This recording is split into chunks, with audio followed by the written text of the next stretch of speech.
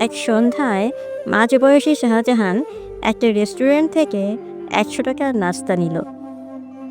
বিল দিতে গিয়ে দেখলো কাউন্টারে অনেক ভিড়। ভিড় দেখে তার মাথায় খারাপ বুদ্ধি চাপল।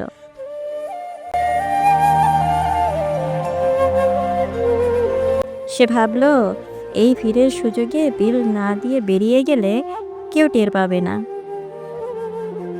এবং সে তাই করল। দোকানের কেউ টের পেল না শাহজাহান যে নাস্তার টাকা না দিয়ে চলে গেল। ১০০ টাকা বাঁচাতে পেরে তার খুব ভালো লাগলো।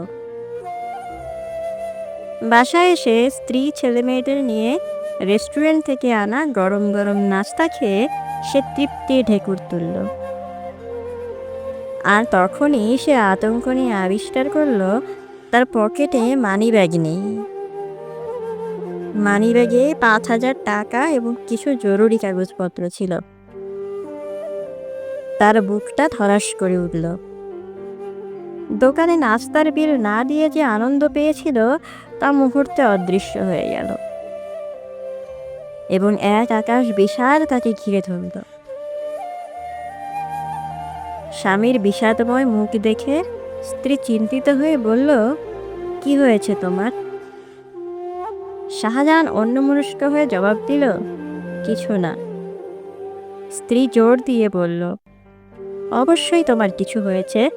কিছুক্ষণ আগে তুমি হাসি খুশি ছিলে, আর এখন তোমার মুখ অন্ধকার হয়ে গেছে। কোনো কারণ ছাড়া তো এমন হয়নি। শাহজাহান সোফা সেরে উঠে দাঁড়িয়ে স্ত্রীকে বলল, আমি একটু আসছি, এসে তোমাকে বলবো কি হয়েছে। এই বলে সে ড্রয়ার থেকে কিছু টাকা নিয়ে বেরিয়ে গেল। ঘর থেকে বেরিয়ে সে সোজা হয়ে চলে গেল রেস্টুরেন্টে, যেখান থেকে সে নাস্তা কিনেছিল কিন্তু টাকা দেয়নি। সেখানে গিয়ে কাউন্টারে বসে থাকা ম্যানেজারকে বলল, কিছুক্ষণ আগে আপনাদের এখান থেকে নাস্তা নিয়েছিলাম, কিন্তু ভুল করে টাকা না দিয়ে চলে গিয়েছিলাম। এই নিন টাকাটা। ম্যানেজার খানিক অবাক হয়ে টাকাটা নিল এবং বলল, আপনি খুব ভালো একজন মানুষ। শাহজাহান কথাটা শুনে লজ্জা পেয়ে গেল, কারণ সে তো জানে সে আসলে কি উদ্দেশ্যে প্রথমে টাকাটা দেয়নি। শাহজাহান লাজুক হেসে যখন হোটেল থেকে বেরিয়ে যাবে, তখন ম্যানেজার শাহজাহানকে থামিয়ে বলল, দেখুন তো মানিব্যাগটা আপনার কিনা। শাহজাহান মানিব্যাগটা দেখে চমকে উঠল, কারণ ওটা তার। সে আশ্চর্য হয়ে বলল, জি ওটা আমার। প্রমাণ হিসেবে বলতে পারবো ওখানে কত টাকা আছে এবং আর কি কি আছে। তার প্রয়োজন পড়বে না, আমাদের রেস্টুরেন্টের একজন বয় মানিব্যাগটা কুড়িয়ে পেয়েছিল, সে এসে আমাকে দিয়ে গেল। পরে আমরা সিসি ক্যামেরা চেক করে দেখলাম এটা আপনার পকেট থেকে পড়েছে। আপনাকে দেখে মানিব্যাগটার কথা মনে পড়ল। তারপর বলল, আপনি যে নাস্তার টাকা না দিয়ে চলে গেছেন সেটাও আমরা সিসি ক্যামেরাতে দেখেছি। তখন ভেবেছিলাম আপনি ইচ্ছে করে টাকাটা দেননি, কিন্তু এখন বুঝতে পারলাম আপনি ভুল করে দেননি। এরপর ম্যানেজার হাসি মুখে শাহজাহানের হাতে মানিব্যাগটা তুলে দিল।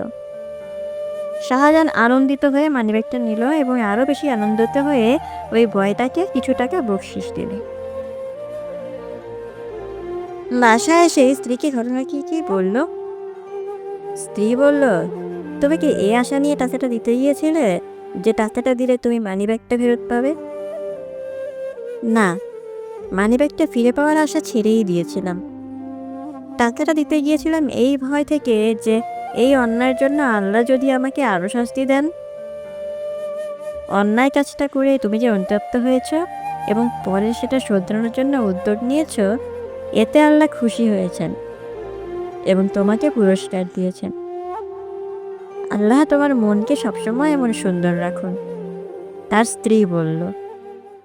শাহজাহান গভীর উচ্চারণ করল, আমিন।